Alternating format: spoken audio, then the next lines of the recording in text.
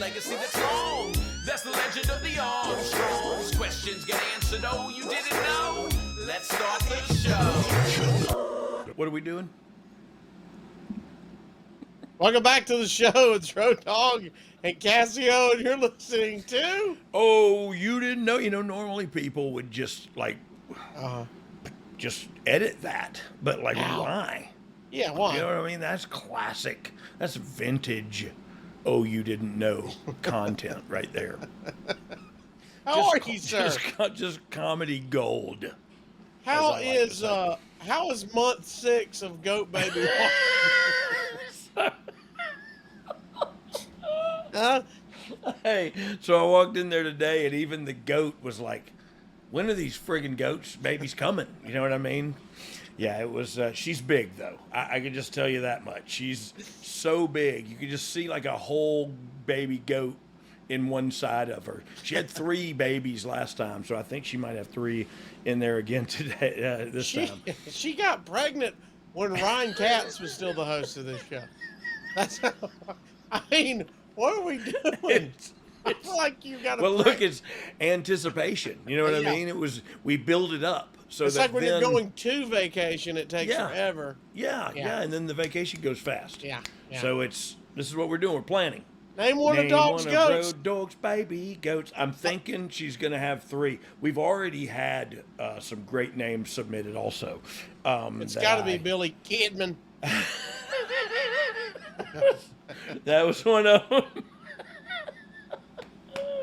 I'm easy like Sunday morning, man. I'm easy. How are you, Mr. One half of the 3rd place of 1998 PWI Most Improved Wrestlers of the Year? Wait, what, Emma? What was that? I never heard that statistic. Is that a fact? PWI 1998 Most Improved Wrestler of the Year. 1st place, Booker T. Okay. 2nd place, D'Lo Brown. Okay. 3rd place, New Age Outlaws. Okay. You got Most Improved. Are you happy with that? I'm elated. 1st place, 1998, Tag Team of the Year, the New Age Outlaws, according to PWI. So that, if I was a mark, I'd be proud of. You beat out Rob Van Dam and Sabu, Mankind and Kane, and the Brothers of Destruction. See, that's bull crap. Fix was in. Billy's mom did a lot of the counting of votes here for PWI back in the 90s, late 90s. 2014, New Age Outlaws 4th place in Comeback of the Year. In 2014, what was the first 3 of those? 3rd place, Batista. Okay. 2nd place, Bobby Lashley. I see that. 1st place, Steve. Wow. Okay, we're in good company. He's about to retire. Yeah. Oh, is he? Yeah, he said 2024 is going to have his last match. I'll tell you what. Huh? I can't. He's a better man than me because I can't do it. I can't do it. This time we were number 4 on the comeback list. That was about as far as I went. By the way, did we think then that Sting had 10 more years in him? No. No, I dang sure didn't. But I've seen him do some crazy things in his tenure over there. So kudos to him, man. Shout out to Stinger. We are going back to 1998, where you were the tag team champions. And see, I told you, Dom, I used to be a champion in WWE. Dom didn't believe me. Never believes you. I'm a liar. You know what I mean? So I get it. We're going to pick back up with our look back at 25 years ago where we left off last year. You covered 1998 SummerSlam at Madison Square Garden, where you guys regained the tag team titles from Mankind and Kane. X-Pac. That's why we were better than them. You were, see? Yep. X-Pac shaved Jeff Jarrett's head, and Triple H won the Intercontinental title over The Rock in a ladder match. I remember that. I remember all of that. DX was flying pretty high at this point, right? We used to be good. You know what I mean? Like, we were good at this. true. I mean, it was a good time for us. Everybody was kind of DX fans, and I don't know, we were having a good time, and on top of the world, ma. Top of the world. The night after SummerSlam, Raw is taped because of the Westminster Dog Show. Of course. I think that's the year Billy actually paid $10,000 for Sharpay from that show. And I'm Is not that even real? I'm almost 100% it was that year. Wow. Yeah, he paid $10K for a Sharpay. The Westminster Dog But Show. it was a champion, you know what I mean? Oh, it was like on the show. He didn't just like watch the dog show and get fever. It was he had there. the connection at the show and bought a puppy that was bred from champion bloodlines. Wow. Yeah. So I don't know. I think he shot it when it was 3 years old. I'm just kidding.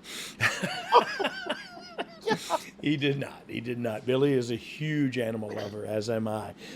We have that in common, that we always have like 7 dogs, and, you know what I mean? Like, there's laying on the couch with like 6 dogs all over you.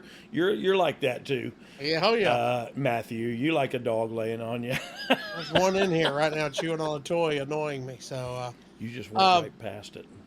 Oh, I heard Matthew. I heard what we're doing. Yeah, we're going there. You know, and you Ryan? just kept going. You're like, Ryan. It's Brian Gerard. Westminster Dog Show airs. You guys are on Saturday now. Yeah. And we're going to see you and Billy with China at ringside defend the tag team titles against The Rock and Mark Henry. Whoa. Dude, we used to work with all kind of famous wrestlers.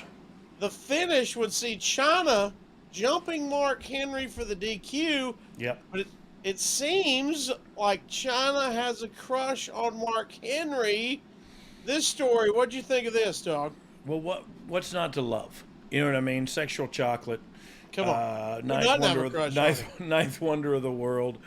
Who doesn't want to see the ninth one, like a pyramid covered in chocolate? You know what I mean? Who doesn't want to see that?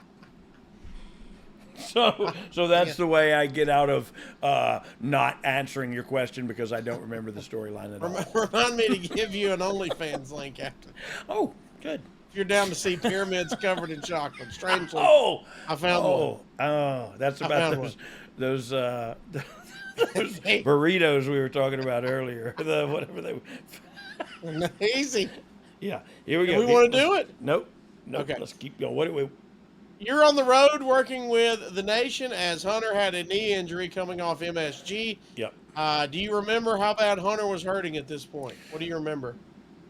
Well, we had been running hard for a while, and I think he just needed to get it cleaned up a little bit. So it wasn't like and I could be wrong, but I don't remember him being gone that long. Like, he was gone a little while and came back 2 months or something like that. Good time to reset. Yeah. It seemed like it was just a clean up and a get back in the game.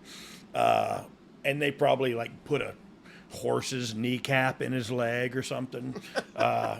Something weird, like a pig's snout where his patella should be. So I mean, he's basically Frankenstein at this point. Dom, would you please Google, do horses have kneecaps?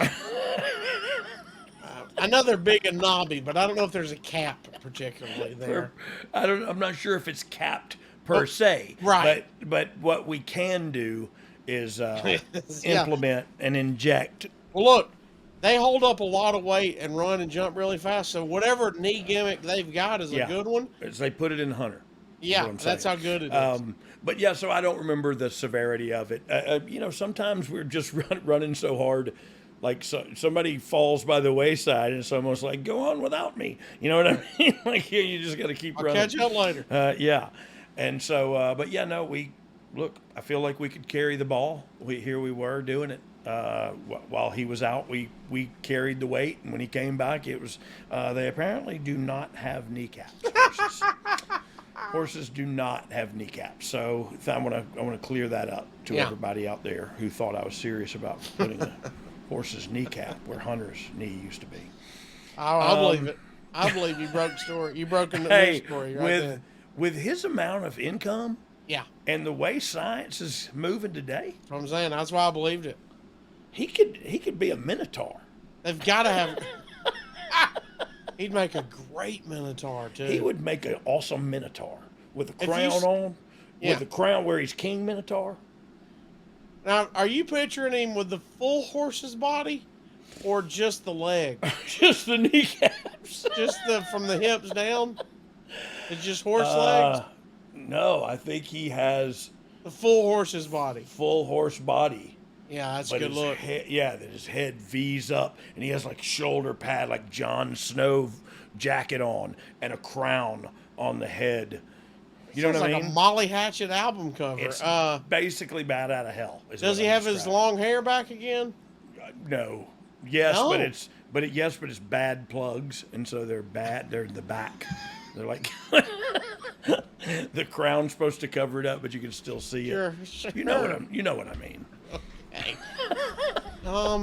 Tag Triple H in that on social media. We need the rub. I think he would actually pop on some of that stuff. I'd love to hear it. I'd love to hear it. It's reported at that time that Ed Ferrara has joined the creative team. What were your first Yep. impressions of Ed working with Vince Russo and Vince McMahon? So Ed came along at a time when I dang sure trusted both Vinces. You know what I mean? Like, as far as my career was concerned, and I want to remind everybody that that's the point of view I speak from, is my only point of knowledge is what I've experienced or what I've done. And as saying all that and prefacing all that, I totally forgot what we were talking about. But it was Ed Ferrara something coming about in. Ed Ferrara joining the creative team. And like I said, I was trusting I trusted the Vinces because, as far as my career was concerned, I had always been used in a positive way, or at least looked at in a positive way, and I thought utilized in that way too. So I figure, well, he's just going to help them out. You know what I mean? Like he's another member of these guys. Hopefully, I never thought about this, but hopefully he has my best interest at heart too. You know what I mean? And the character and the company and all that. And I realized the company comes first. But back then I didn't realize that. I thought it was all about me Shawn Michaels and started back. and my horse knees. Anyway. Shawn Michaels started back on the road, and the rumor and innuendo is that Shawn would find his way back to DX. Would you have been excited to have Shawn back as the voice for DX? Ooh, that would have been awesome. Yeah, that would have been awesome. But I think by the time he would have come back, and this is just me speculating again because I have horrible memory when it comes to time frames, is I think by the time he got there, we would have all kind of been doing our own thing by then. Because it just, it got to be like, oh, DX is really cool, but we really need like Hunter as a singles guy to be on this. You know what I mean? We need the talent individually and not just a faction all the time. And so, that happens. Thank God it happened, because each individual person in DX could carry their own weight a little bit anyway. Not as much as Hunter could, but you know what I mean? They could put me out there with somebody and have a decent match. Speaking of Shawn and your favorite sports entertainer, Bret Hart, Yep. Wrestling with Shadows comes out at this point, the documentary behind Bret Hart's final year in the WWF. Did you ever see it? I did not. And it's not that I'm not a fan. Like, that's interesting. I would watch that because I Still haven't seen it. I have not. Okay. Was I supposed to? I didn't know it was. No, I was just mandatory wondering if viewing. you. No, I knew. I thought you were saying you didn't watch it then. I didn't know if you've. No. Never I seen still it. Okay. I still haven't. And truth be told, and this is sad on my behalf, but it's the first time I've ever heard about it. Right Okay. now on this Okay. very podcast. Right. I was today years old Breaking news. when I learned about this documentary. And so look, that's I don't. Wait till you catch up to Tiger King. You are going to be blown away. Oh no, I've seen good stuff. I'm just saying, like I've. There we Come go. on, that was an obvious Not joke. volley. That was. Slam. Not That was volley. obvious. Yeah, that was pretty easy. Hi, Allie. And I appreciate. I appreciate it. Oh Lord, of course I'm kidding, but honestly, that's something like I would love to see a documentary about his time in WCW. To be quite honest with you, and truth be told, I would watch the same documentary about Kevin Nash, about people that were like Kevin and them were bookers for a minute. And so anything that I could watch to learn about the ins and out of all that, I don't want to hear about it. You know what I mean? Like I want to watch it. I don't want to hear somebody else tell me about it. I don't know. So it's a cool documentary is my point. I'm going to look it up. I have an airline flight coming up. I'm going to look it up. What was it called again? And that would be Wrestling with Shadows. Yes. Roger that. It is a very good documentary. It was the book first? No, it was straight to documentary. Okay. Was it? Okay. Yeah. So nobody's ever going to say the book was better. Right. Okay, good. Don't have to worry about that. He used his tongue prettier than a... Sorry. Speaking of using your tongue, as we continue the timeline on Sunday Night Heat, you'd wrestle our old friend Dennis Knight, the Midian, my friend. Naked Midian. What was he at this point, though? He was still... I think Dennis Knight, or was he Dennis Knight? He might have been Dennis Knight. He might have been. He was probably Southern Or was Justice. it Midian? Was he Midian by here? He just wasn't naked Midian. I don't think he was Midian here. I think he was... It might have been Dennis Knight and Mark Canterbury. They were Southern Justice, I think. But you're doing singles with him. I'm making all that up. Well, we're just doing singles to get to the 6-man here, right. as you'll see. And we're still in another story that's crazy, but this is... Look, this is crazy, okay? Until otherwise, from now on in this particular episode, I'm going to call him Midian. Okay. Or Dennis Knight. So everybody will know. Yeah, either one. It ends in a DQ and Double J attacks you from behind. See, he's supposed to get me them football tickets too. You know what I mean? So I'm just hoping it's not another attack from behind, and I get to Nashville and I have to watch. Actually, it'd be better to probably watch the show in the hotel room on TV. But I thought he was going to go to his house. Well, if that's and he babysitting Taylor Swift or whatever he does up there. He didn't offer me to come to his house. He sent you to the stadium. No, that's fine. What do you think of the transition of Jeff from the country music singer to Don't Piss Me Off, Jarrett? Look, I think it was a necessary transformation because it was literally the 95 version of Jeff Jarrett, and now we're talking about 98, and the Attitude Era is in full swing. You know what I mean? So it something had to rough up around the edges. This, howdy folks, I'm JEFF. You know what I mean? Yeah. Like it's a different time now, and only in a 3-year span. But the world has changed according to GARP and professional wrestling. You know what I mean? So the world is different now, and so he had to sharpen up in some ways. And look, what better way? His shirt said, "Don't piss me off." You know what I mean? So and I think I actually had one of those shirts. Like that's a good shirt. You know what I mean? It was on the cusp of all these moronic new shirts that are out now. Yes. Say like mountain critters on them and stuff like that. Speaking of, while we're here, our old friend Midian, did you always have fun working with him? Oh man, always. And I remember we talked on the podcast when he was on. Please go back in the archives if you hadn't seen that one, or listen to it and do so, because you will laugh until you pee yourself. I mean, and if peeing yourself is something you are interested in, please jump on board. But yeah, Midian, he told a story about he came to under contract with WCW. He came to like Rome, Georgia, and worked an indie show against me with a hood on, just because we were marks and loved wrestling and loved being in the ring. And he like injured himself in the match, and was all hurt for the next 6 months. But yeah, he just a great friend. I've been through so much with him, and it's in the ring, it was always a pleasure. And you know, like I always talk about, when you're in there with somebody you love or your brother or something, things get really snug and tight in there, but in a good, safe way. You know what I mean? Like it looks like, oh, they're laying stuff in. You know what I mean? They're getting at it in there.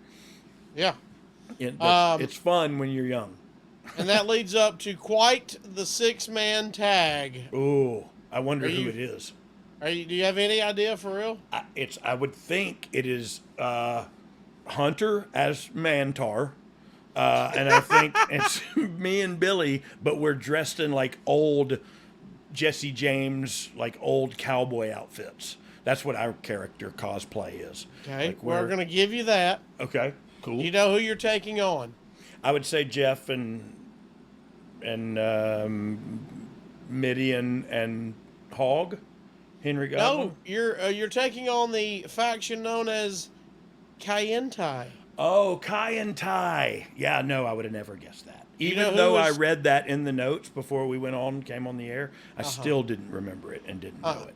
But Kai Adidas and is Tai. having a sale, so There's no way I'm saying it right, but you are Kai and Tai. You are saying it correctly. Do you remember their members? I remember it was somebody whose birthday we just celebrated recently. Yes. Takamichi no Ku. Yes, that's right. Takamichi no Ku. Takamichi no Ku. Takamichi no Ku. Just celebrated his Takamichi birthday. no Ku. 50 years old. Takamichi no- Okay. Whoa, you went Yeah, chesticles there. Yeah, I did. I'm sorry. I went too far. Swinging chesticles. Yeah, it went too far. That's what mine look like, too. It's... We know. We know. We've seen you with no shirt We on, Brian. could tell. Brian, you're fat. Okay? Let's not... I just thought you meant the nips. They look like. Yeah. The weird part is I have 3. That's... Where's the third? It's in the Is crack. it like It's in the crack of symmetry? my Like butt. right? Oh, really? We got down there. Got away from you a little bit. Uh, I don't even know what I'm doing now. I'm Taka 54 Michinoku. 54-year-old man. Okay, Takamichi no Ku, Sho Funaki. Sho Funaki, and Dick Togo. Dick to go, which is my wife's favorite dish. I had to. You did. I mean, I'm not even mad. yeah, okay, I'm sorry. You had to, look, that had to be done. That's something that It would have just been had to be sitting out done. there and like an elephant in the room the whole Hey, time. I know we don't like to freeze them a lot, but you're frozen right now. Am I? Yeah, but you're frozen in a good way. It's like you're having a heart attack, kind of. Oh yeah, I am. Yeah, It's I am. basically like you're Chris Farley and all the Chicago Dub What Bears. if I wasn't frozen and the whole time I was just sitting like this, and not It's like, blinking? kind of like I'm Napoleon. I just know I sit like this. What are you talking about? I'm not frozen. All right, Dom, if you can produce very well, go full screen on Brian while I read the next question. Okay, here we go. Who was Oh. your favorite Kai and Tai member? I know you're gonna think this is a joke, but it's. Are you crying off camera? I just can't wait to hear what you say. It's actually Takamichi no Ku. Okay. Yeah, huge fan of his. He couldn't speak a lick of English, and I couldn't understand what he was saying in Japanese, but we always got along with eye contact, and you know what I mean? And so he was my favorite one. Like, he was always smiling, always having a good time. Did they? Still frozen? They saw me back. All right, let's keep it going. On Sunday Night Heat the next week, you're a lumberjack. Okay. Wait, hang on. Oh, should we England close? Let's do this. Let's reset by throwing up. Okay. Let's throw up the meme of the week Oh. to cover my frozen face. No, I love Because it. we didn't do it at the beginning. Whew, we didn't. We got let's to talking. reset. Just got to talking to relaxing and just forget it. If I'm still frozen, teacher, I need a strong boy to help carry chairs. Who volunteers? 8-year-old me, and it's big show. Well, Yeah. I'll put You that remember was when you had 2 8-year-old chairs in me. each hand? Hey, you know what heck yeah, I could do that Yeah. in a heartbeat. Yeah. Hey, you know what I heard today was a kid in America, like he's 14 years old, and he created some kind of soap that is curing melanoma, like skin cancer. And that was like his science project. You know what I mean? Like, he's 14. And Wow. I forget the kid's name. Excuse me. And I probably couldn't pronounce it correctly if I knew it. But he's an American young man, and he's #1 youth scientist in America. And he invented a soap, and he did it for 50 cents. And so, like, that's 50 cents? yeah, you can get it for 50 cents. I'm sure after Pfizer gets it, you can get it for $80 million and 50 cents. But Talk to that- our friends at Crowd Health. yeah, For Curtis 50 Cent Jackson. Is that who made it? No, Dom, that's not who did it. I was being serious. Why don't you put up the Blue Meanies thing again? If y'all missed that moment on our YouTube exclusive, go check it out. What made you think of that? Just a classroom meme? What do you mean? You started telling a kid just cured melanoma. Yeah. No. Say classroom. Yeah, and it was a young 8-year-old me, and the guy actually started telling the story. It was just on the radio. The guy started telling the story of the DJ, and he said, when I was 14, I was trying to make the JV baseball team so the girls would like me. You know what I mean? Like that's what I'm doing. And this jackass is he made soap to cure melanoma. Like I got my first hair on my crotch, and so I was taking pictures of that. And this cat, man, just some of us are made different, wired different, man. You took a picture of it. What does that say? Oh, it is Heman Bekele, a 14-year-old ninth grader from Annandale, Virginia. How about that? Yep, I heard that coming over. I mean, that's just the kind of people that's going to run the world here in 15 years, and so you want him on your team. His name's He-Man. How did we not see that coming? I mean, it's right in the promotion. Yeah. Did you seriously take a picture of your first one? No, I don't. I was about to say, if so, it had to be one of them. But when I get it, I will Polaroids where you're like.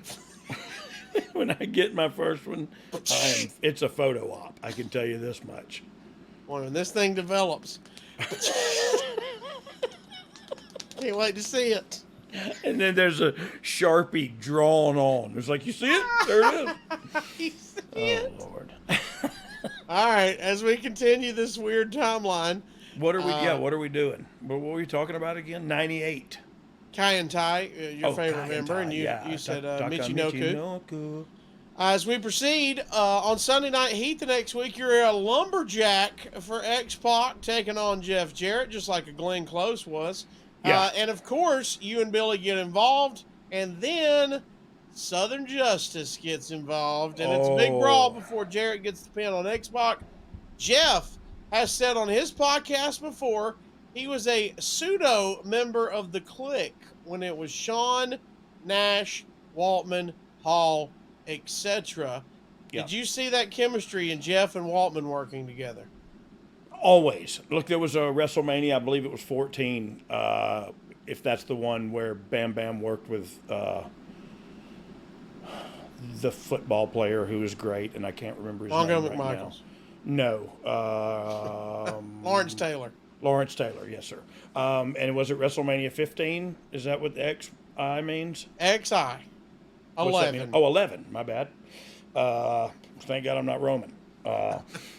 Look, I don't speak Latin either. Looks like my shirt size. You think I'd know it. XIVVLL. Yeah, so 11. WrestleMania 11. Yeah. What did I say, 14? Anyway, they had a heck of a match there, Jeff and X-Pac did. So, yeah, they had great chemistry. And look, as far as him being a quasi-member of the Clique, from 95 and on to this into this time frame, we were together an awful lot. You know what I mean? And we were together with the Clique. Like, I always thought kind of he was. Look, and I would dare to say the Clique would not agree with what I'm saying right now, but I do, and I think Jeff's correct. I think we were close to him on the fringe, on the outside, and I'm not trying to hang on to that. You know what I mean? That and a dollar will get me a bowl of soup, but that won't even happen anymore. But I think he's right about that. You know what I mean? We were close with those guys, traveled with them, partied with them, the whole deal. Did you ever go hang out? The Midian always talks about the infamous apartment complex where everybody used to live and party at. Yeah. I forget the name of it, but it's right there in Marietta, Georgia, or it was. Yeah. Oh man, yeah. We spent one time we got home and we didn't know how we got back home, and we went down to see if his car was there, and his car was there, but it had a flat tire, and hubcap was up in a tree, and we were In a tree. we were just like, how did this? I don't know. He said Nash would tell his lady he was going to walk the dog and then come up and party for like 3 hours. Yeah. And the dog just peed everywhere all over Texas apartment. All right. That's funny. I think Kevin had a big white, either a white German Shepherd or something. You know what I mean? Like it was a big white dog. It was beautiful. Sounds super cool. Yeah. On Raw from San Jose, you take on Jeff in a singles match, finally getting some closure to your breakup in '95. It seems like. Yes, we actually finished that up in Memphis, in between breaks. When we were on hiatus from corporate hiatus. wrestling. Yes, that's a good word for it. Yeah, I was in the hospital for exhaustion, and so. And Jeff was getting those new horse knees they were handing out. Y'all were all on that health plan. Again, it turns into a brawl with all 6 guys, and Billy hits a guitar over the head of Dennis Knight, and then Jeff uses what's left of the guitar and slams it into your throat for the Jeff 3 Jarrett, count. you son of a...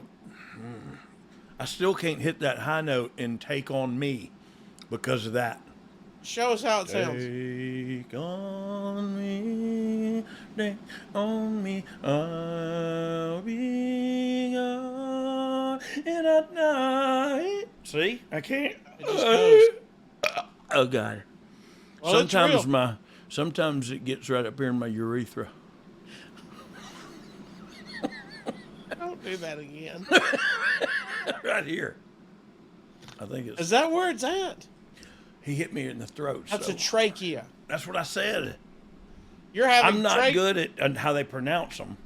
By the way, at this match, you're having trachea problems. You can't breathe, and they scoot you off in an ambulance. Yeah, I remember this. It was How traumatic. far does the ambulance drive once they take you off? They go around the Usually, block. If they can get out of sight. Yeah. They just lock it down then. Yeah. Okay. Yeah.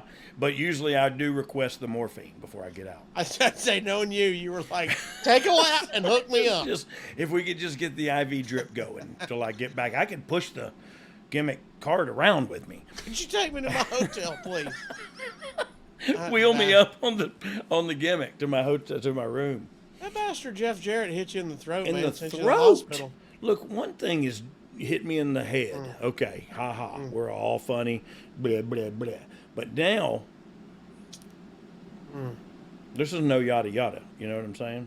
All right, turns into a funny story about how you can't talk on the deal. Oh, real. I've got Billy Lord has to do Jones. the entrance for a little bit, which we've all seen that. Yeah, he's not good at it. At the same time, the story with the Nation would continue. Yep. Was this typical 1998 booking for the WWF? A lot of people involved in a lot of different stories. Yeah. I mean, yes, it was. You know, and people go like, "Oh, I long for the Attitude Era." I was like, really? If you're a storyline guy, you kind of shouldn't. You know what I mean? Like it was all over the place. And I'll never forget during this time, like I in the last 2 years, I've watched episode from this. We were working with Jeff. Here came the Nation down, and then here came DOA, and then you know what I mean? Like there was 18 people out there fighting, and it was crazy. It was the Attitude Era. It was the Wild West, and both physically and storytelling wise. And so, yeah, this is how it was. We were working with 6 different factions at the same time. You're at ringside when Hunter tears his meniscus on Heat for a 6-man tag. What bad timing for Hunter right here, Just man. horrible. Yeah. Just horrible. And now this is This leading wasn't his up new. to it. Yeah, this is leading. Okay. This was not his horse knee that he already had replaced. Oh, okay. Yeah, he tore his meniscus in his human knee. Man. Beyond the Mat is filming around this time. What do you think of them taping? And I got to ask, did you ever see that finished product? I did not see the finished product. Checks out. I'm going to be honest with you.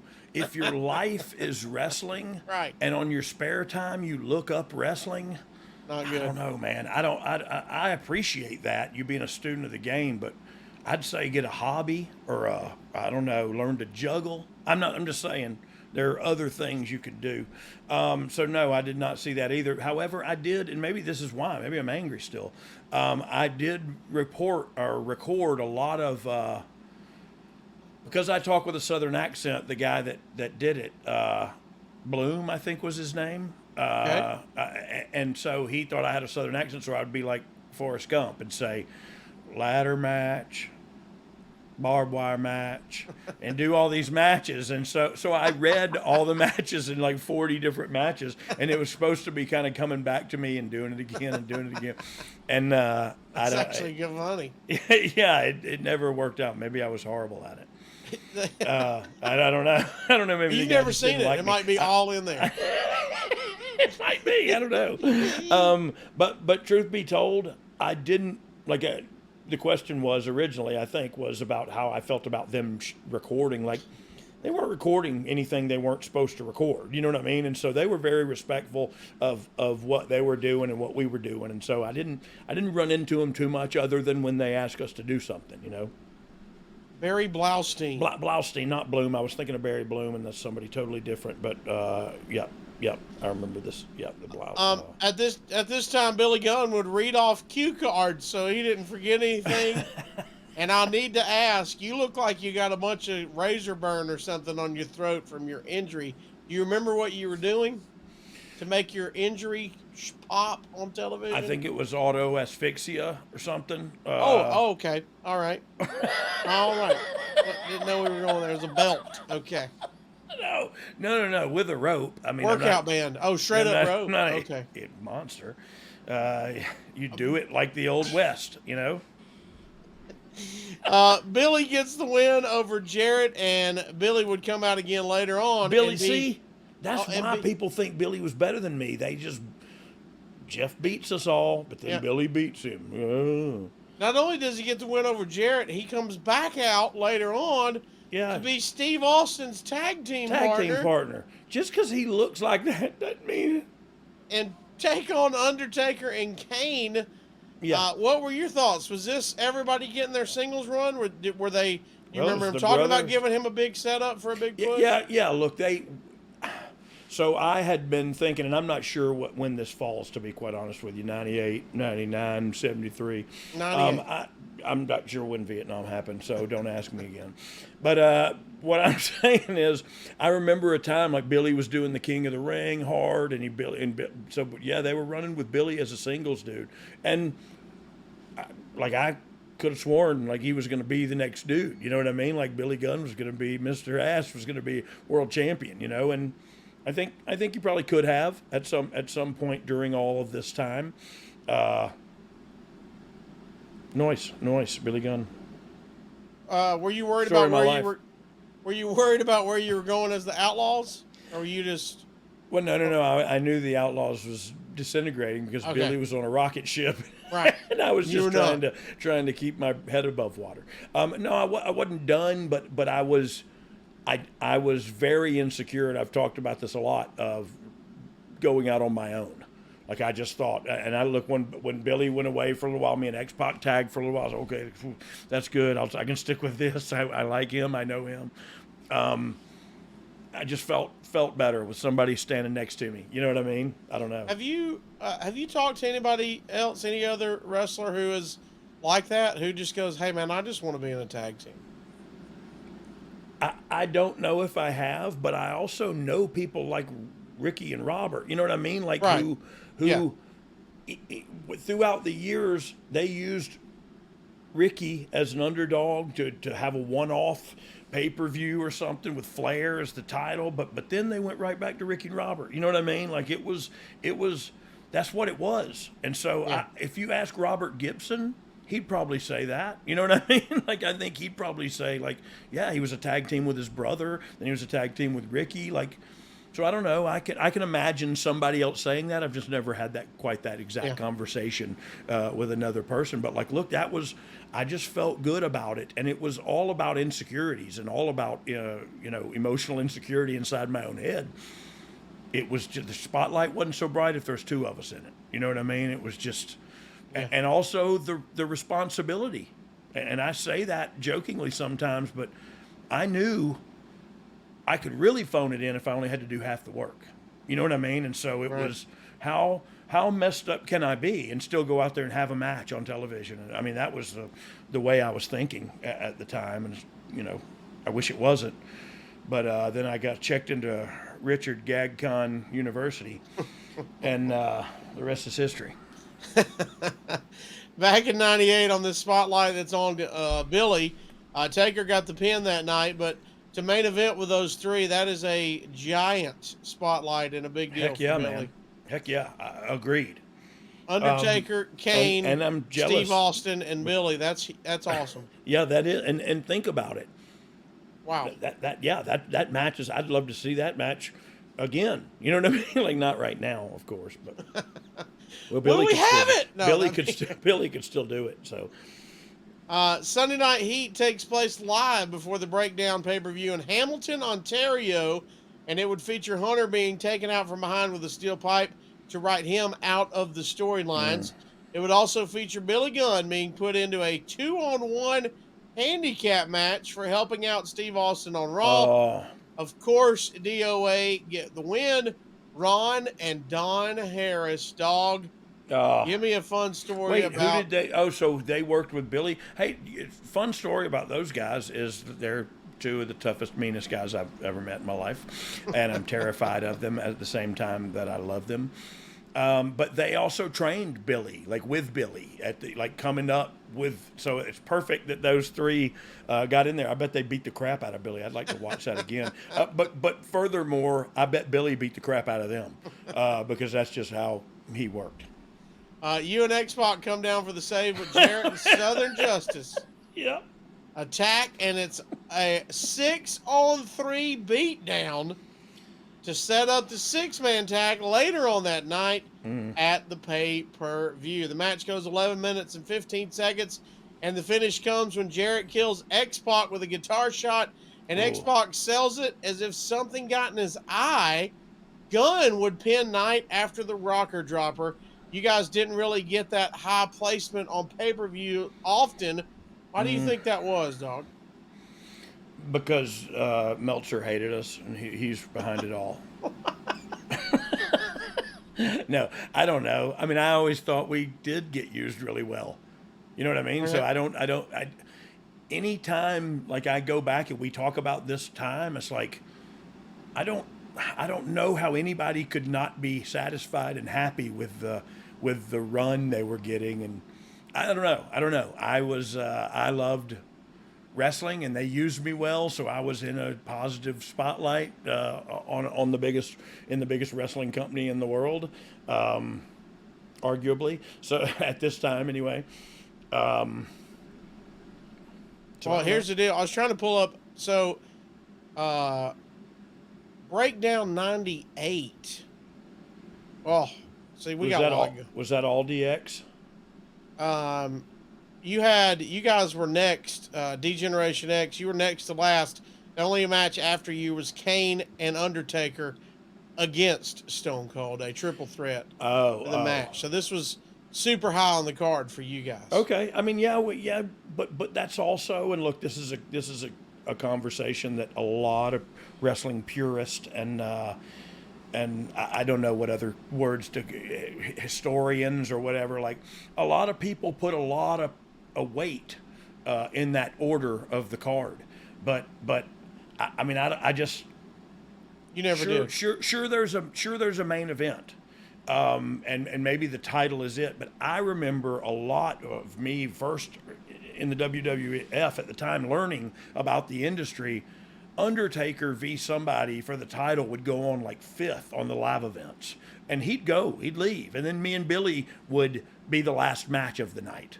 but we knew we weren't the main event of the show. We knew if you bought a ticket, it was to see those dudes. You know what I mean? Yeah. But we also knew that because he has it that way, he gets on early and can scoot, and we're gonna close her down. You know what I mean? So I don't know. I always had a different idea about who goes where on a card, and you know, it's I've seen them open pay-per-views with the title match. You know what I mean? The world title match. And so I'm not a. I've heard wrestlers say, "Well, my name's not up there, not last," and so I'm not. And I was just like, okay, you know, let me rock you to sleep. The next night on Raw, you're scheduled to defend the tag team titles in Detroit against Southern Justice. It's reported in the Observer. The original plan was for Southern Justice to go over, but Mark Canterbury had some injury issues, so they shelved it. It does appear that was the plan, as European syndication had a segment of Doc Hendricks, maybe we know him as Mr. Michael Hayes, talking about how Southern Justice won the tag titles. Were you guys ready to drop the titles, do you think? What do you remember about this, Dog? Yeah, look, I think it was, we had been the champions 4 times by now, probably, you know what I mean? So, yeah, they were just, it was moving fast then, and they were probably looking to, look, Pig or Midian and Henry, however you call them, Shanghai Pierce and Tex Slazenger, whoever you want to call them, they were great, man. They were a great team, and they never really got that that title opportunity. I don't know if they ever won the tag titles. They might have won it once, but they, yeah. So this was a new character, new characters, and a new faction with Jeff and Southern Justice, and coming up with this whole thing. So yeah, it was. It wasn't something I would have been like, what, we're dropping the titles to them, or right. You know, or it would have been like, we're dropping the titles. Like, no, you're not gonna. You wouldn't have heard that. You heard that from me like twice in my life, and I've told you both stories 10 times. So it's phony baloney wrestling, man. And while I love it and it is my passion, it is just wrestling. It's just professional wrestling. You know what I mean? It's not Middle East peace, man. The match ends when you grab a guitar from Jarrett and nail Dennis Knight for the DQ. Yeah. You're hot, Billy's hot, and X-Pac tries to calm you guys down. But Gunn hits X-Pac in his bad eye and walks off on you guys. You son of a bee sting. Boy. Billy, I knew Billy had some yellow in him. Sounds like y'all are breaking up, dog. This ain't good. We broke up 50 times. It's like he's Degum Taylor Swift. There's talk of more live airings of Sunday Night Heat to take place. That wasn't going to change your. There's talk of more live airings of Sunday Night Heat to take place. Yeah. That wasn't going to change your guys' schedule, was it? It was just going to turn house shows into TVs, pretty much. Yeah. Whatever. It would just be another TV. Yeah. But it would be on a Sunday night. And truth be told, they would probably do a TV and run a live event against it somewhere else. You know what I mean? Oh, okay. Like you run in Chicago on a Sunday night, but you also tape in Manhattan at the little theater there for the taping or something. You know what I mean? And they would do it close to home, close to Stanford or something. So I get it. And it was probably, you could probably sell some TV rights, sell some advertising right. You know what I mean? Were you paid differently for the TV compared to the house shows? Yeah. Even for Sunday Night Heat? Yes. Okay. Yeah. And look, people can say what they want, man. They always took care of you. They always take care of you. They still take care of you to this day. You get to the airport, and if you're supposed to have a ride there, there's a ride there waiting on you. You know what I mean? They've always been like that. And anybody who says otherwise, I think, has got a little axe to grind. The next week, you're wrestling Mark Henry, and you come out with both WWF tag belts and a blow-up doll named Mona, or Mrs. Ass, since Billy is still AWOL. You get the win after X-Pac interferes. Yep. We stick together, bro. DX. Billy, you just walked off because you got some yellow in you. Oh. You're a cur. Wow. Yeah. I don't know what any of that meant. I mean, that perfectly leads me to my next question. Whose blow-up doll was it? It's mine. Whose did you think it was? No, they bought it and blew it up. I don't know. I don't think people really have blow-up dolls, but I'm speaking out of school here. It was a GagCon special. You think my favorite, because I've been this guy in Los Angeles, not for wrestling, but just in production and Hollywood and the whole deal when I lived out there. There was some production assistant who thought, man, I've made it in the business. I work for WWE now. Yeah. And he was backstage blowing up your blow-up doll. And he went, man, this probably what I need to be doing. You know? Yeah. He thought, I've made it. Hey, but what was weird was I was hiding behind a load-in box watching him blow up the blow-up doll. So, you're welcome, sir. We haven't discussed all the great angles Steve Austin was doing at that time, from driving the Zamboni down and attacking McMahon in Detroit, the infamous bedpan scene with Vince at the hospital, Mankind debuting Mr. Sacco. See, that's all these people that hate on Russo, man. Hey, all this is Russo. All that stuff they just said, that you just said, is all Russo. And Vince McMahon as well, but they're writing this stuff, and now they got Ed Ferrar joining. So, yeah, things are going well, man. Well, back on Sunday night, you're wrestling Jeff Jarrett again. This time you destroy him with a guitar for a DQ. Is there a safe way to hit someone with a guitar or take one, or is it? So to me, it's just right in the fat part at the bottom, but not at the bottom. You know what I mean? It goes kind of like this and like that. So this part down here, and just over the head, over as hard as you can. Because if you hit them in the back, like it covers too much space, the physics of that, it doesn't hurt. It doesn't like splinter. Explode. It just hurts like hell, like getting hit with a big ping pong paddle. So yeah, just swung hard and over the head, man. That's all you can do. The next night on Raw, Billy is back and everything is fine, and DX seemed to be a bit of a change of heart, like you said. Yeah. He don't know where to go with his emotions. No, Billy didn't. He is a real train wreck. You ever seen the movie Trainwreck? Mm-hmm. It was made about Billy. I'm sorry. Oh. I've lost myself now. Yeah. Lost myself. You I guys even lost me on that trail. You guys would take on Animal and Draws with Hawk at ringside. Dog, the story of Hawk having his demons play out on television. What do you think then, and then what do you think now about it? I don't know. I don't know, because I don't know where they were going and what they were going to do and how far they were going to go with it. You know what I mean? You never, like, I remember they wanted me to go to rehab and to film it and document it all. And because it was about the same time as Brett Favre had done the thing with Loratabs or whatever his deal was, Vicodin. And so they asked me to do that. I remember Shane coming to me and asking me, and I was so not with it that my thing was, man, you're going to put that on TV? My kids will see that. And you know, that's the stupidest line. Well, it's just one of many of my stupid lines, but my kids saw it every day. You know what I mean? Right. My kids saw me screwed up every day. Anyway, that's just they would want to see you go to rehab. They would have loved that, but that's not the perspective I was looking from at that point in my life. I wish I had been. Dog, the DOA come out and attack Hawk, and then the Headbangers come out and blast you with a boombox, and you're busted open. And that'll be the tag title match at Judgment Day. Hey, I told you they busted me open. At some point, I knew they busted me open sometime with that boombox. Where this Headbanger story come out of nowhere? Yeah, why they hit me with boxes and stuff? What do you remember about? Hey, we're just switching and we're going to the Headbangers. Or didn't anybody care? They just wrote it and it happened. Yeah, and there it went, and we were going to a triple threat. And look, you got to realize, like, you got a lot of teams, you got stuff going on. Okay, well, we're spending a lot of time and creative energy on these two stories.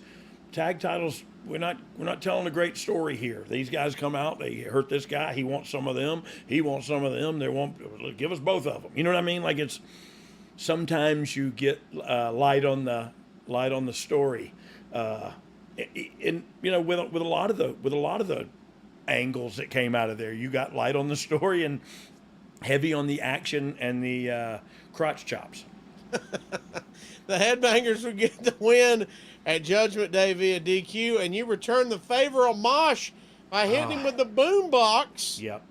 I did. I tried to hit him as hard as I could too. When you look back on it, who won the boombox exchange, him or you? Him. He won for sure. Okay. Yeah, mine. I think we learned some things from mine, and we like hollowed it out a little bit when we went to hit him with it. We hit him with like a shell of the thing, and we hit me with like a car alternator or something. You're like, this is what would have helped me not get concussed. What if I tell you it's coming? When you look back on it now, what do you think of working with the Headbangers?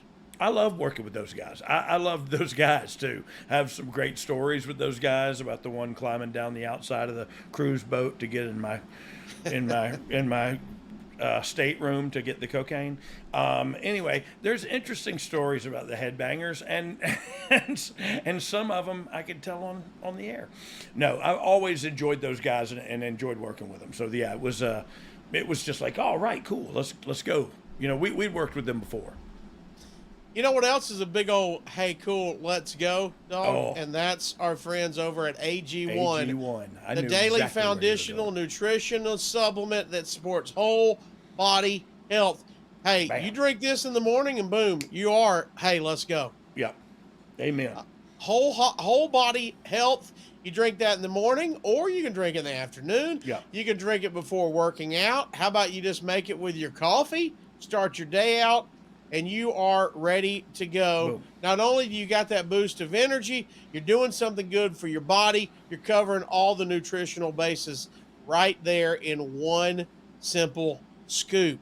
There's plenty of athletes have one thing in common. They take care of their bodies, and a huge part of that starts with optimizing whole body health. And a lot of them also drink AG1, and that's why a lot of y'all are fans of it, because your favorite athletes are taking AG1 as well. With every daily serving, setting yourself up for success. 75 high-quality ingredients that give you the key daily nutrients. I can't imagine paying for 75 bottles of the nutrients that think about the time AG1 to go get gives them you in one scoop. So the money and the convenience, those are two of my favorite things. We got to get a Dead Sea Scroll with all 75 things. But instead, one scoop on the run. I don't drink coffee, but I do mine in the morning. And that's it. And it's like I talk about a lot, it's gut health. For me, it's gut health. Energy, focus, strength, clarity, and regular poops, as Dogg has told you. All right there. It costs less than $3 a day. Yeah. That's pretty good if you ask me. Your pumpkin spice latte costs more than that, I can assure you. Yeah, how about that? And it won't give you regular poops. Matter of fact, it will give you irregular poops. So we call it a win-win, my friends. So if a comprehensive solution is what you need from your supplement routine, try our friends AG1 and get a free 1-year supply of vitamin D and 5 free AG1 travel packs with your first purchase. Go to drinkag1.com/dog. That's drinkag1.com/DOGG and check it out. Dog, know you're on the road. Those travel packs make it easy and convenient. Yeah, and look, I said it earlier, convenience. I am on the go, and I'm busier than I've ever been in my life, to tell you the truth, and happy about it. But this is convenient. I can knock it out, one scoop in the morning, and then that's it for the day. And I'm not one that's going to do it in the afternoon or at night. I'll forget it and fall asleep or whatever. But I wake up, I do it. I know I'm good to go from the get-go. Replacing your multivitamin, probiotic, and more all in one simple drinkable habit, like Dogg just said. So go to drinkag1.com/DOGG. Check it out for yourself, and be sure you tell them thank you for sponsoring You Didn't Know. And thank you, AG1, for sponsoring my high-quality poops.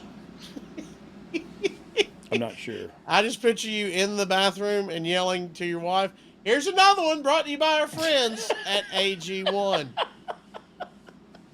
I'm gonna do that tonight. Please. On Raw, October 19th, the Headbangers would come out wearing foam belts and act like the New Age Outlaws. But the big story of the show is Steve Austin taking Vince McMahon hostage and eventually holding him in the ring with a gun that comes out with a bang 316 and Vince pees himself.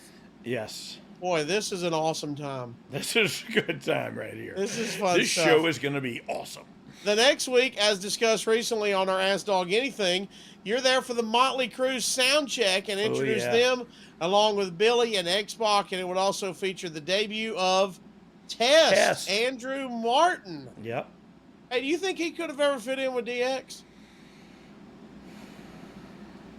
Yeah, as far as an individual, but he could have for sure. He was the right kind of guy. He liked to party. He liked to have fun. He dang sure could have fit in with us. But at this point, it was, I don't know. I feel like DX was so hot. Adding somebody, I think it would have had to be somebody maybe established already. I don't know. I'm just talking out my yin yang too.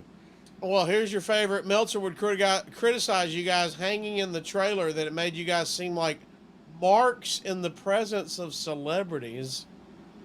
I'll give the floor is yours, sir. I mean, okay. I mean, if that's what you think it looked like I'll tell you what really happened. We went on their bus and said, "Hey, let's do drugs with you guys," and they all said, "We're on probation. We can't do drugs." And then we left their bus, and so that's what really happened. But if we're gonna talk about being marks, you still write a wrestling news journal story. So, congratulations. We need that. Congratulations, David. Later on that night, you take on Mankind and Al Snow. So you got Mr. Sacco and Head. We've talked about it. We've talked to Mr. Al Snow right here on the show. If you have not heard that, go back in the archives. It is an awesome episode with Al Snow. Hey, we used to do this show, and it was good. You know what I mean? Are you surprised Al never got pushed to a higher level? You know, he do you remember when he spoke to us, and I've seen him talk about it before, that he really hated when it got too comical and the Head and Shoulders and the shampoo bottle. I mean, he really feels like it really hurt his career arc in the WWF. Yeah, and it might have. I mean, that's a legitimate argument. You know what I mean? Like, but you don't know. I don't know what what could have been, but I see that. Like I said, that's a legit argument. Look, I saw Al, I don't know, this sounds weird, but like I loved working with Al during the hardcore thing. I thought he was right there with all of us. You know what I mean? Like he was working during the Attitude Era too. So could he have gone higher? Yeah, I think so. I think he cut great promos. He cut entertaining promos. He could be crazy. He could be serious. Like I felt like he could have done more. And maybe the comedy stuff did stunt his growth. You know what I mean? The finish comes when Mankind and Snow can't agree on if you should get hit by Head or taken down by Sacco.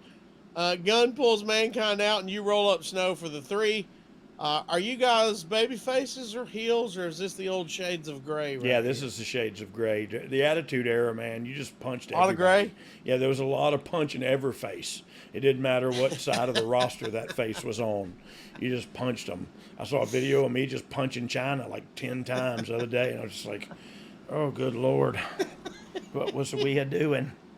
Eventually, D'Lo and Mark Henry come out and beat the shit out of you, basically. And, sorry, but they did. And make it known they're coming for the tag titles. Yeah, Mark did that without meaning to do that. You know what I mean? Like, Mark didn't mean, he had no malice bones in his body, and so he didn't mean to knock you into next week. That's just where you ended up.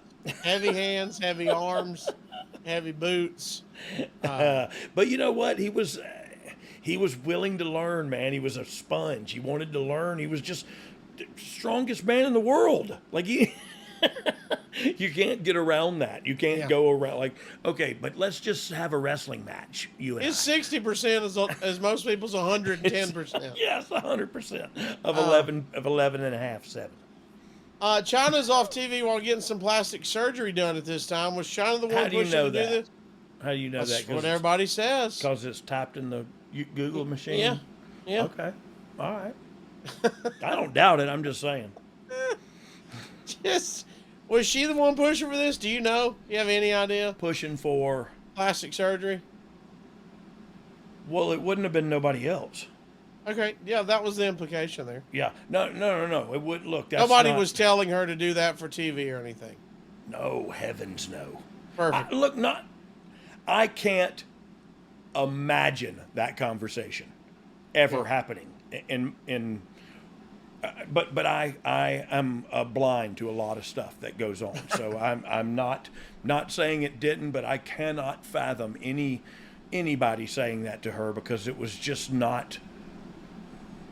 It's not something that was done Not to something in that front was of you. not something that was even thought of by anybody that I knew of. You know what I mean? It was like, because we all just loved her. You know what I mean? Like, it was just, she's one of us and she's awesome and we love her, and that was Right. that. You know what I mean? And so I just feel like that had to have been, and I don't mean to speak ill or anything of her, so I don't want to say the wrong thing, but I feel like that's some stuff that was inside her. You know what I mean? That she wanted she had some insecurities about how she looked, and she wanted to do something about it. And look, if that's not empowerment, I don't know what is. You know what I mean? Like, do what you want to with you, because you're the only one that can.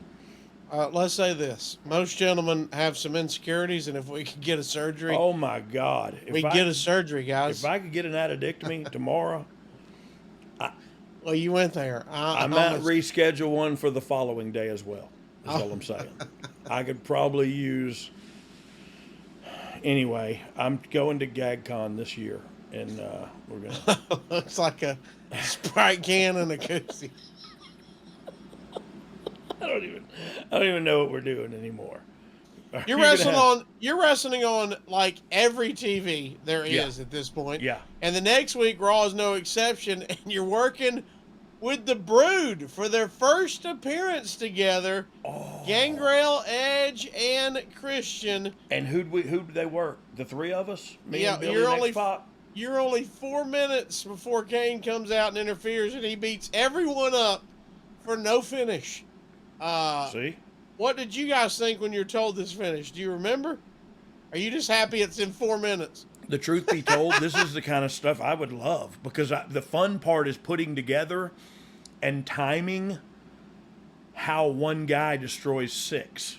You know what I mean? That's the interesting part to me, is now we have to do that math with human beings who are all separate on separate wavelengths. And we have to come together at the right time for each thing to happen, and the duck and the kick and the choke slam and you know what I mean? Like, it all has to, and that to me is the beautiful part about wrestling. Like, the first part's all boring. You know what I mean? The first part's we lock up, we take a headlock. You twist my arm and come out of it, and I twist your arm, and then I shoot you and drop down there. But then at the end, we got to go crazy and do all that funky crap, and he's so-and-so ducks and dives out here and goes over there, and you know what I mean? Like, that's when it gets cool. That's when that's right before the roller coaster pulls back into the station. There is all that craziness. So to me, I'd love to see that and see how we pulled it off. You know what I mean? And just go like, oh, that's cool. I guess if there were only somewhere I could find it. Only a the device. Only a device. The old peacock? Come again? Peacock. Peacock. It's on the peacock. Kids call it the cock. Yeah, that's what the kids are saying these They're days. streaming. These kids are...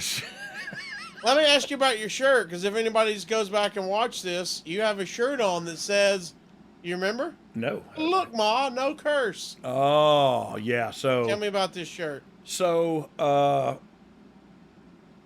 they used to call Bobby Heenan used to say the Armstrong curse on WCW, because we were job guys. I mean, we were decent match having job guys. You know what I mean? And so that's what Bobby Heenan would say. Oh, they got the Armstrong curse. They get beat every time. You know, they're good kids. They have a good showing. They show up. But they get beat every time. So this was a little shot across the bow. Look, Ma, no curse. That's when it started happening. Look, place title here with the arrow pointing down and just stuff like that. It was just kind of having fun with it. I had a dude that was a friend of mine at the mall that would airbrush the shirts and stuff. So I would take him a couple of shirts. I would go in there and buy the shirts at the Deadgum Hot Topic or whatever it used to be, you know, and then take them down to this dude and say, yeah, put bloodshot in the eyes of Cartman or whatever, you know what I mean? And I actually got a shirt, an old shirt from this time. I wonder if it's Look Ma No Curse. Like I got a shirt at my house that I just found. I dug out. It was one of those Cartman. I'm gonna look when I get home. I know exactly where it is, and I'll see which one it is. Later on, that'd be cool. That would be super cool. Yeah. Later on that night, the Headbangers take on D'Lo and Mark Henry for the right to take on you guys at Survivor Series, and ends with Kane. Boy, Kane is wreaking havoc. He's pissed. This is pre-mayor of Knox County, Kane. Right. He's got all this political frustration. Yes, he's settled down a lot. He's like, I just want to be mayor. I want to be mayor. Chokeslam you. Vote for me. I'll chokeslam my liberal opponent. Chokeslam my Republican counterpart who's trying to run against me. He comes out and double choke slams D'Lo and Mosh for a no contest. So sounds like it's going to be a three-way at the pay-per-view. Technically, we still got the titles. There's a lot going on here. There is. And look, I'm hoping it's a three-way, and Kane is the special guest referee. Of course, on the next Raw for the go-home for Survivor Series, you're in a three-way with D'Lo and Mosh. Shane McMahon is actually the referee for this. Whoa. As Shane was starting to become a focal point for WWF TV storylines. Mosh hits the mosh pit on D'Lo and gets the win to set up the three-way at Survivor Series. What are you thinking about all this? I'm thinking about my chances of winning are going down, and my chances of losing are going up. You know what I mean? With Survivor Series coming up, it's a 16-man tournament for the WWF title. Were you disappointed you weren't in the tournament, or were you happy you're getting your own three-way match? Look, if you have to go with 16 guys or just a three-way, you go with the three-way every time. Okay, yeah. Look, there are 13 other gentlemen that you do not have to account for. There's 2 in a three-way match. Yeah. Another 15 in the other one. You guys get interview time on Heat before Survivor Series, and you spray paint the Survivor Series poster before being attacked by the Headbangers, D'Lo, and Mark Henry. Why do they keep beating us up? Man, they want Kane our tag whoops titles. on y'all, the Headbangers whoops on everybody's coming. DOA beat up Billy, 2-on-1 match. All right, before we wrap up, let's finally get to this match. Oh, we're going to talk about the actual match. We got to get to the match, dog. Okay, let's do that then. New Age Outlaws retain the WWF tag titles, beating Headbangers and Mark Henry and D'Lo Brown in 10 minutes and 10 seconds. Here is what our friend at the Observer says. There was this gigantic sign with the entire Outlaws ring entrance speech on it in huge, bold letters. Actually, that was the highlight of the show.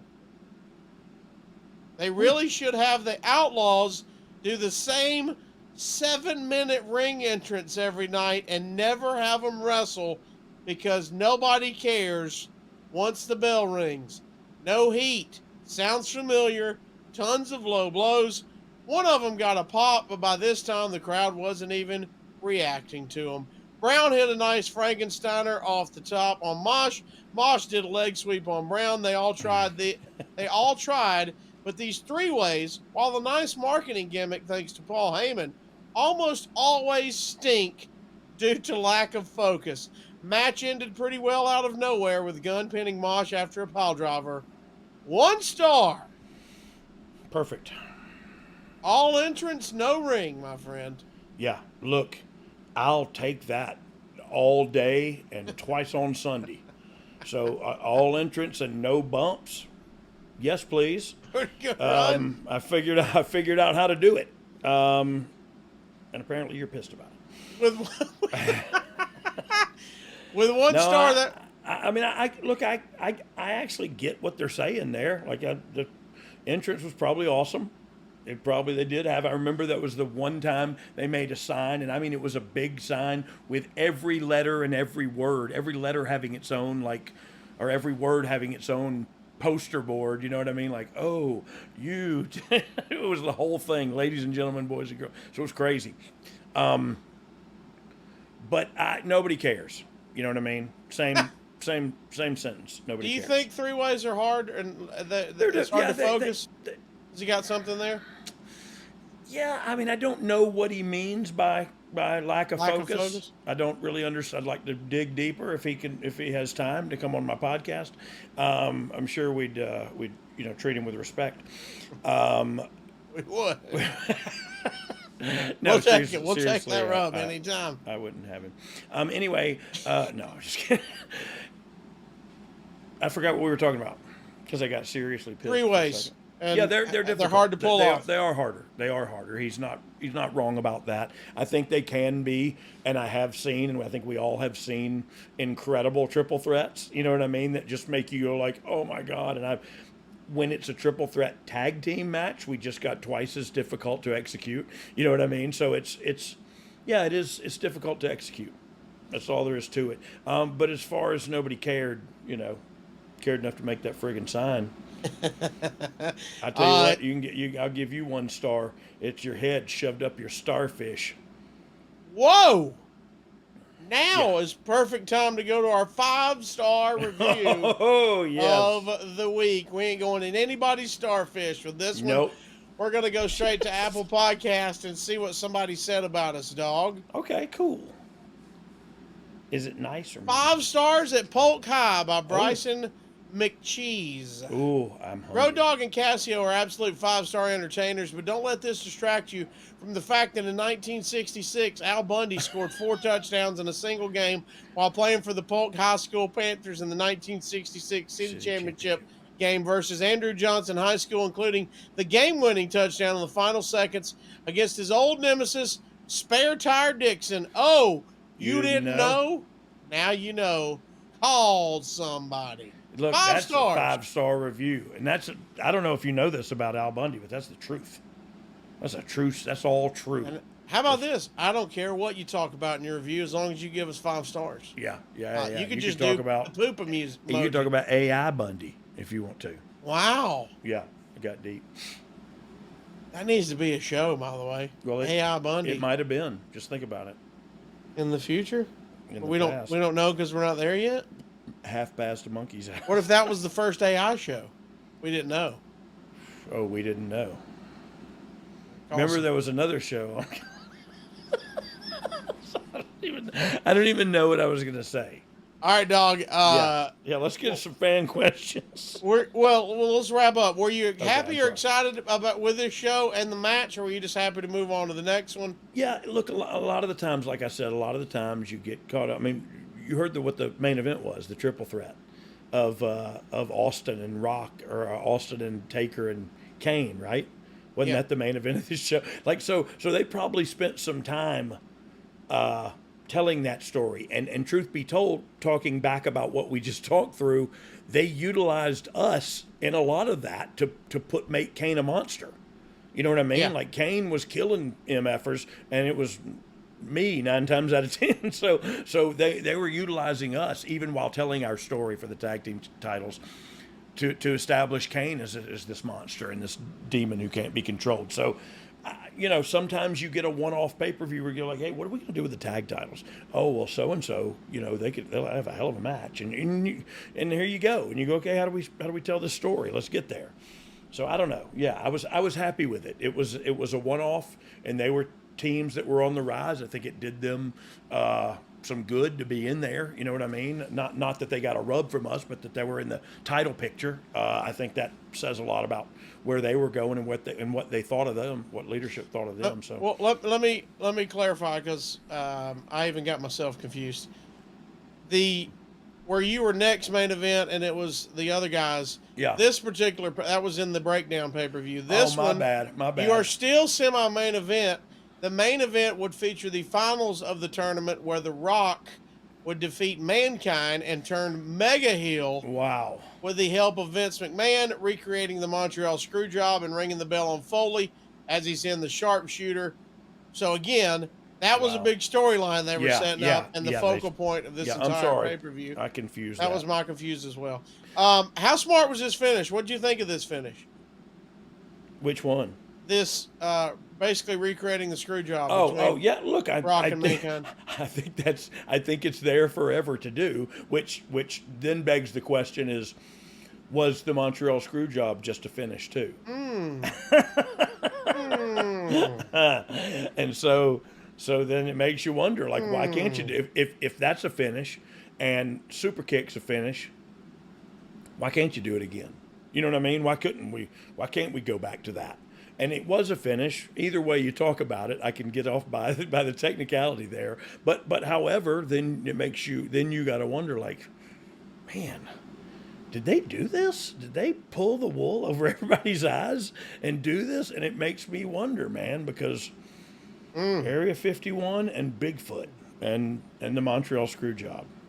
They're my bugaboos.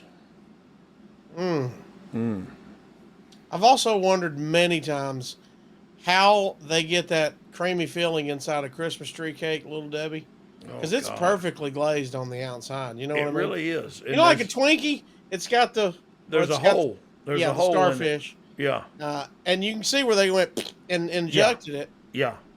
Not in Little Debbie. I tell you what, I like Little Debbie. Yeah, they got something going on. I'd like to party with her. You know what we should do? We should up in Tennessee. They've got the Little Debbie headquarters. We should go. No, they don't.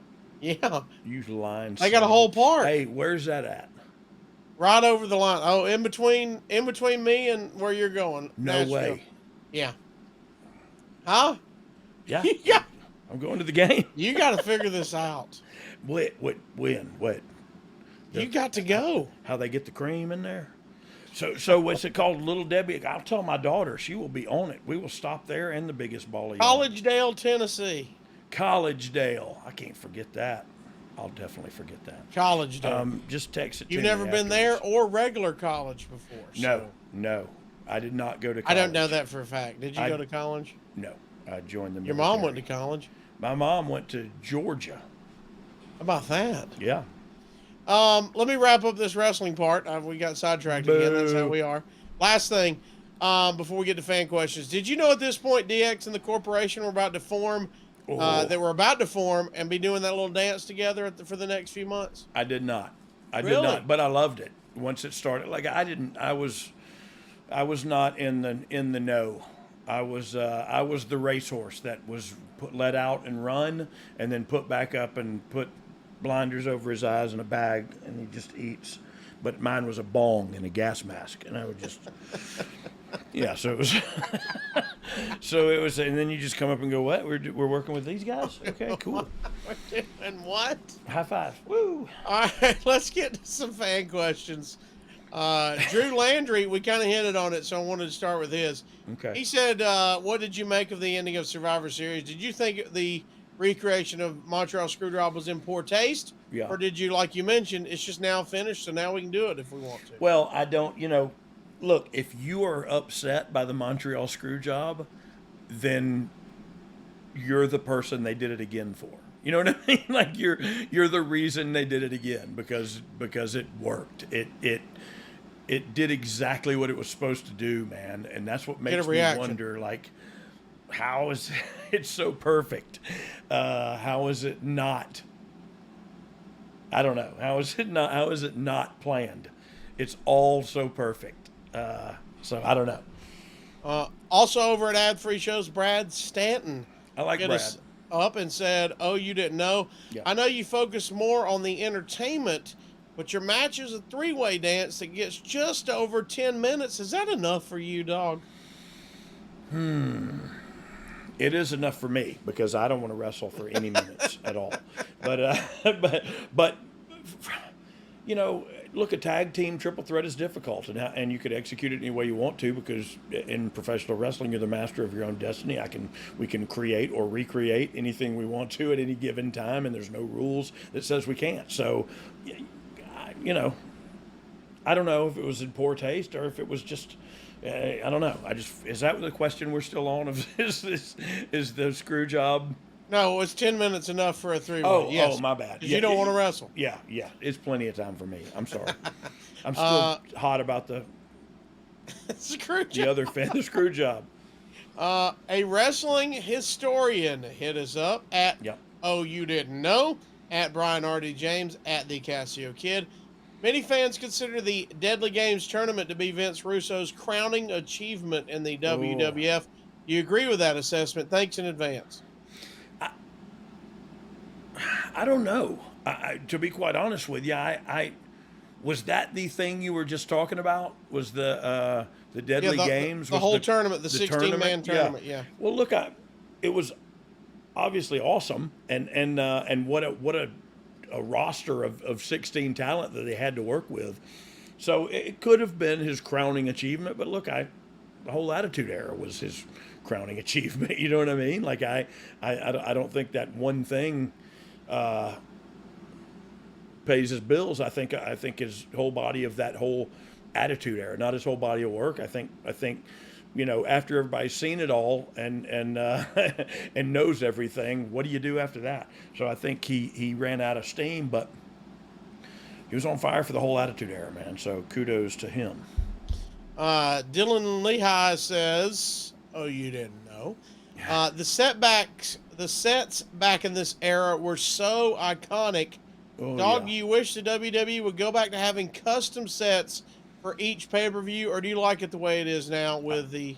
Yeah, I tell you what, I love it the way it is now, and it's because you can make it any set you want to with the digital, and now they literally have the I guess it's AI that pops up with the Roman Reigns dude and all that. Like it's so they can do anything now. So yeah, I think those. I'll tell you what the magic is. Those sets were magically expensive to haul around, and so the fact that you can do it now with a digital screen and some monitors, like that's, it's got to be so much easier and cheaper and efficient. Is there any more questions, Dom? I have a question for you, Casio. Is Dom here? Oh, yeah. Oh. Fantasy Booker Podcast at WWE Master 2018 says, any funny Big Boss Man stories? Yes.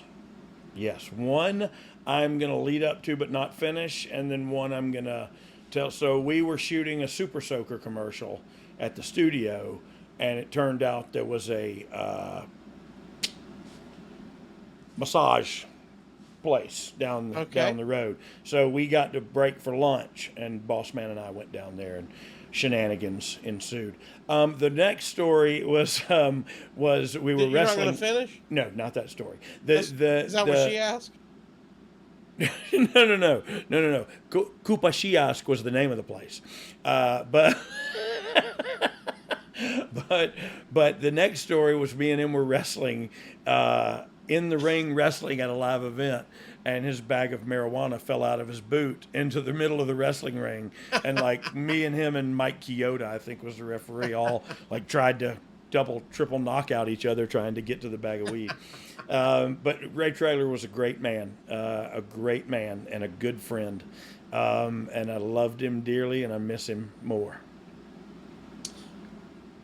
Mike Berry Sr. said, was this not the most tragic case of a living legend being omitted from a championship tournament? I mean, Where is Billy Gunn in all of this? In all seriousness, what were your thoughts on the triple threat tag match with D'Lo and the Bangers of Head? Yeah, I covered it a little bit, but I do believe it's a good way to get some tag teams in the mix, and also a good way to maybe beat one tag team and have the other tag team continue on after the tag titles, or you beat them and move on, but now there's a story between those two tag teams that you could tell on television. So there's all kinds of things. Like I don't know. I dug the match. I think things came out of it. I don't know. I don't even know what I'm talking about anymore. Well, you've talked multiple times. Every time we brought them up, you loved working with Headbangers, and you loved working with D'Lo and Mark. With D'Lo and Mark, man. And look, I still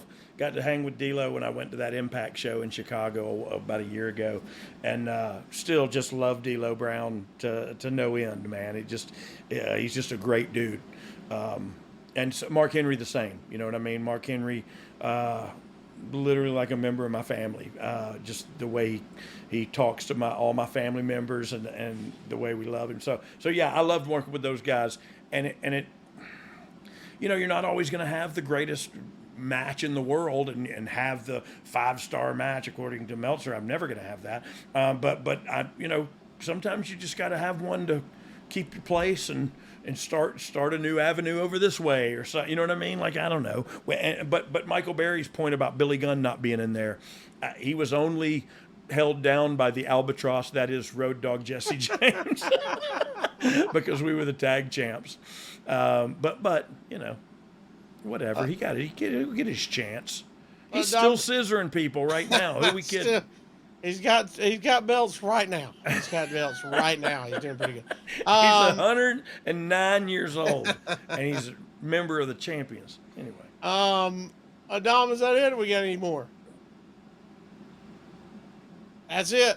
Let's talk about this next week, dog. Survivor Series 2018. Ooh. A surprise title change with Daniel Bryan defeating AJ Styles changes the main event and who's going to be taking on Brock Lesnar. And the rest of the card features Raw versus SmackDown matches between men, women, and tag teams. So we'll get to that. I can't wait.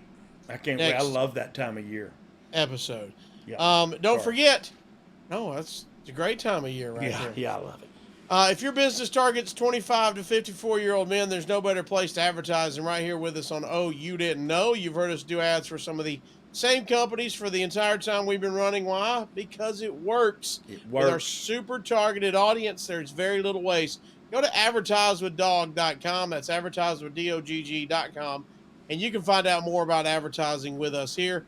You could have the infamous, the one and only Mr. Road Dogg talk about your product, your event, whatever you've got going on. Hey, we'll hawk it right here. We ain't scared.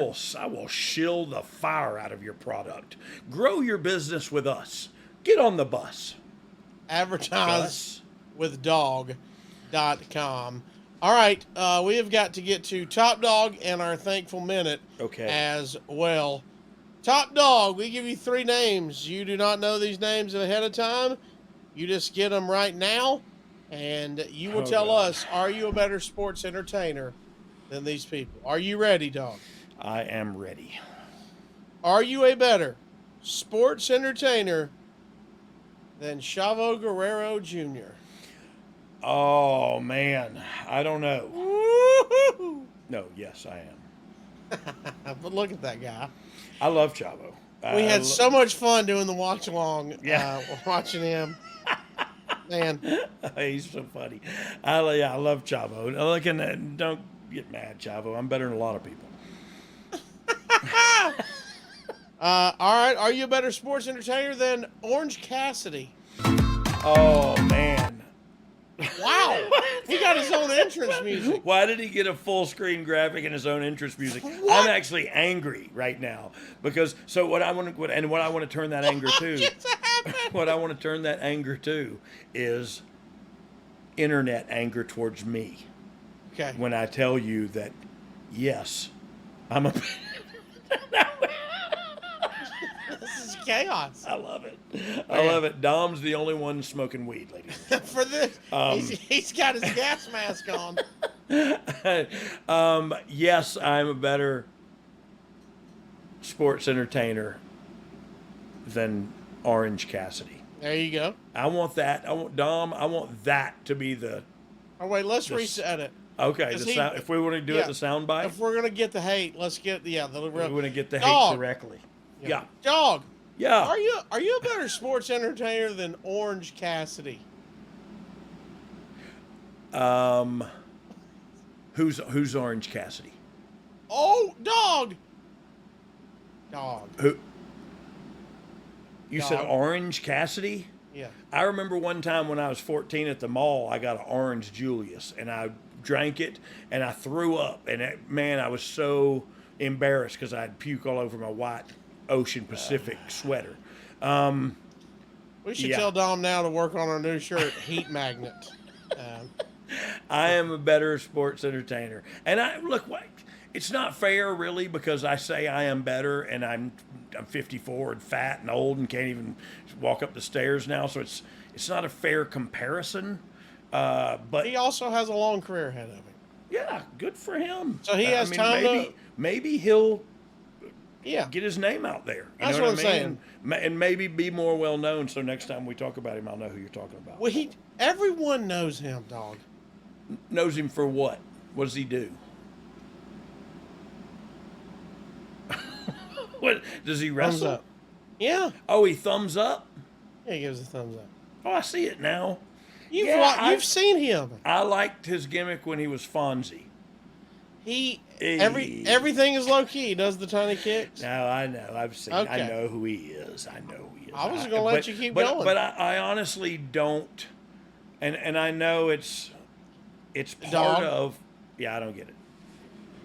I don't get it. If the guy can work great, and I've seen him work, and he's pretty great. He can work great. Yeah. So I don't know what I don't understand, and if the answer is because you're old, yeah, and so you don't understand, I get that, but I also think that's a cop-out answer because you don't understand either. You just like it, and I just don't. You know what I mean? Like let's not get down to brass tacks because we'll both be right and we'll both be wrong. That's everybody. You either like him or you don't. Yeah, you don't. And so if you do like him, then all that stupid crap he does makes perfect sense to you and you love it. And if you don't, you can't get past it. I love it. I know I know I'm in the minority here. Yeah. I know and I got no problem doing that, but I'm allowed to have my own goddamn sense about things and opinions, and everybody loves CM Punk too. I never got it, never understood it. Cuts a decent promo, good in today's world. Never got the rest of it. Let's lay it on. If we're getting heat, let's get it. And last but not least, I can't wait for you to get heat on this one, buddy. Oh, good. Are you a better sports entertainer than the man, Becky Lynch? Oh. This is dirty. Dom, our producer Dom, you did me dirty. He's a dirty dog. Oh, man. No, I'm going to say no. Dog. She's Becky Lynch. She's crossed over into pop culture. I tell people that they're the man, even standing next to Becky Lynch. Like, that's a phrase I use. Like, you are a man among 11 Becky Lynches. Like, that's a phrase I use to talk about people.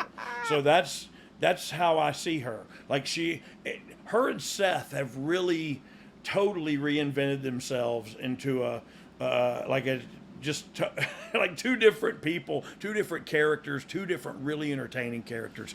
And the sky's the limit, man. And when they hit the sky, that limit I spoke of, they'll reinvent themselves again because that's who they are. It's super cool to see them doing that. She is the man. She's the man. What am I supposed to say to that? Before we get to our thankful minute, dog, let's talk about the man, Conrad Thompson, how he can take care of you. Hey, he can save you money. Yeah, he will.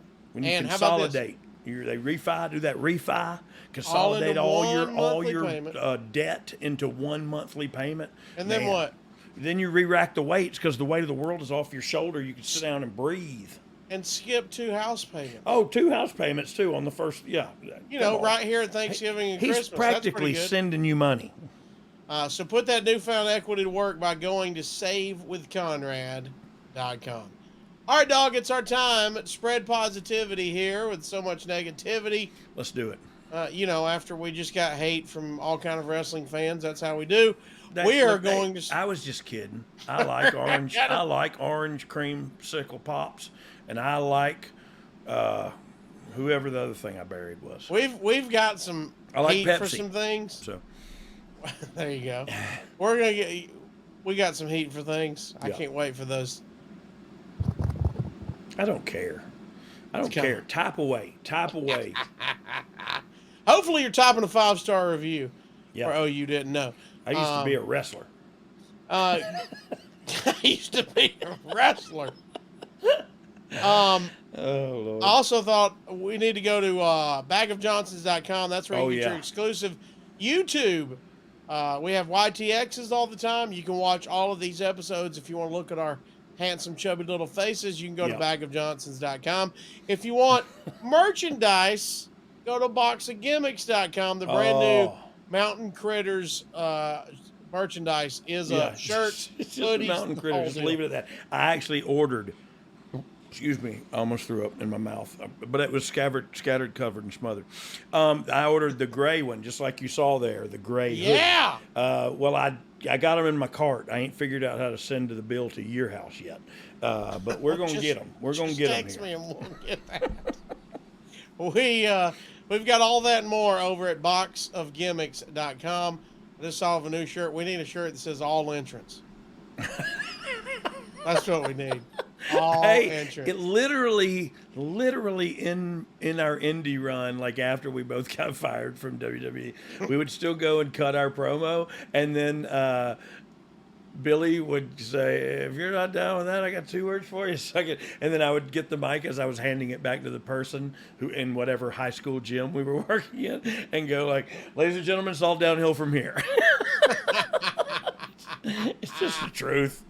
It's just the truth. But truth be told, what I did beforehand was more entertaining than the wrestling. You know what I mean? Like, it was just, that's just how it was. Sorry. 7 minutes of TV time is 7 minutes of TV Leave the wrestling time. to the people who aren't so entertaining.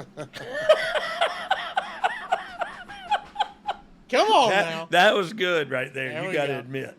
That was good.